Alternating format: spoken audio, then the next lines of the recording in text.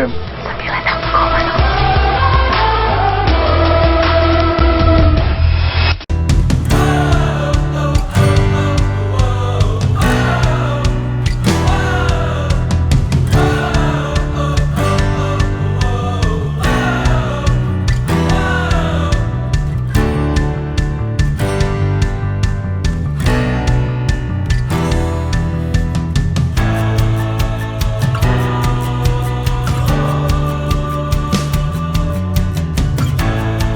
Oke, nih ada yang nanya nih Pak dari Randy yang ada di Halim.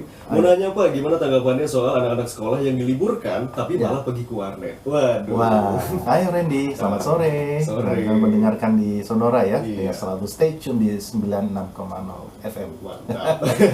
Iya, Oke. Randy, terima kasih informasinya. Ini perlu saya sampaikan dari sejak awal tentang ada pemberlakuan terhadap work from home, kemudian juga anak-anak sekolah diliburkan. Diliburkan anak-anak sekolah itu adalah untuk belajar di rumah. Yes. Nah, disinilah Kepolisian Daerah Lampung dan juga Polres jajaran itu kami bekerja sama dengan Dinas Pendidikan.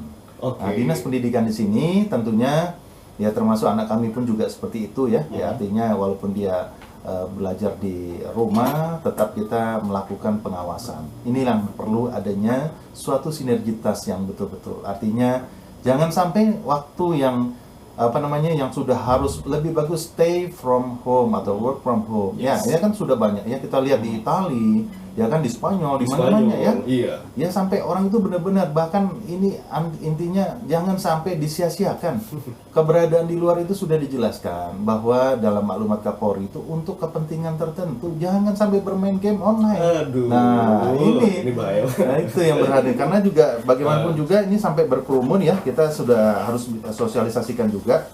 Jadi intinya dalam kegiatan anak sekolah yang berada di warnet dan sebagainya, apalagi main game online dan sebagainya, aduh ini yang sangat jangan sampai nih. Ya artinya kami kepolisian daerah Lampung dan Polres jajaran tentu akan melakukan suatu tindakan-tindakan dari mulai preemptif sampai dengan preventif ya. Oke. Di mana perlu saya sampaikan di dalam ancaman bagi yang berkerumun ya, ini ancaman pidananya bagi yang berkerumun itu diatur dalam pasal 14 ayat 1 Undang-Undang Nomor 4 tahun 1984. Intinya mengalami pelaksanaan penanggulangan wabah yang diancam pidana 1 tahun. Oke. Ditambah lagi pasal 93 Undang-Undang Nomor 6 tahun 2018 tentang kekarantinaan kesehatan. Setiap orang yang tidak mematuhi ya penyelenggaraan kekarantinaan kesehatan dan atau menghalang-halangi penyelenggaraan kekarantinaan kesehatan hingga menyebabkan kedaruratan kesehatan masyarakat dapat dipidana penjara selama 1 tahun dan atau denda 100 juta rupiah. Soners gak main-main ini hukumannya ya. Jadi buat kamu nih yang masih kumpul-kumpul, waduh, hati-hati nih. Atau mungkin juga buat Soners di luar sana nih yang lihat orang-orang masih pada kumpul, nongkrong-nongkrong di kafe-kafe, kamu bisa ngelaporin ya Pak ya. Di online ini di berapa nih Pak? Baik, jadi pada kesempatan ini kami juga mensosialisasikan kepada warga masyarakat dimanapun berada. Tentu tugas Polri ini kan tidak bisa kita tanpa dukungan warga masyarakat. Yes. Jadi perlu kami sampaikan di sini kalau masih ada yang nongkrong-nongkrong, apalagi sampai mengadakan suatu aktivitas kegiatan perhelatan, ya kan perkumpulan sampai mengumpulkan orang lebih yang sekian banyak, ya segera saja dilaporkan kepada kepolisian terdekat, baik Polsek, Polres maupun Polda. Kita sudah ada aplikasi yang perlu nanti para pendengar Sonora dimanapun berada untuk mensosialisasikan. Kita punya aplikasi yang melalui Android, ya namanya dari Play Store dan sebagainya kita bisa. Itu namanya aplikasi Polisiku.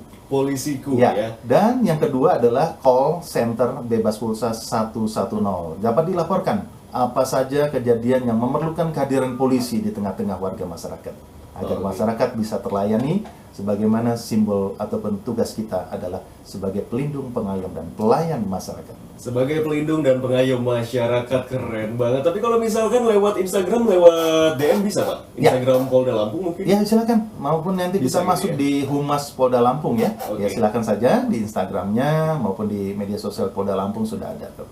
Silakan dibuka saja, ya nanti sampaikan keluhan-keluhan apa yang menjadikan perlu solusi seperti apa. Ya jadi kami menghimbau juga kepada masyarakat coba dibuka di aplikasi Polisiku itu lengkap semua di sana. Jadi Anda bukan hanya untuk meminta bantuan kepolisian yang ada di wilayah kita, khususnya di Bandar Lampung dan sekitarnya, tetapi juga bisa minta bantuan di luar kota Bandar Lampung, artinya di luar provinsi Bandar Lampung, ya, provinsi Lampung, artinya di 15 kabupaten kota itu bisa kita minta tolong, termasuk di luar di Provinsi Lampung, umpamanya kita minta bantuan keluarga kita yang mengalami gangguan keamanan di wilayah Palembang, kemudian di Jawa Tengah, Jawa Timur. Nah, silakan dibuka aplikasi Polisiku.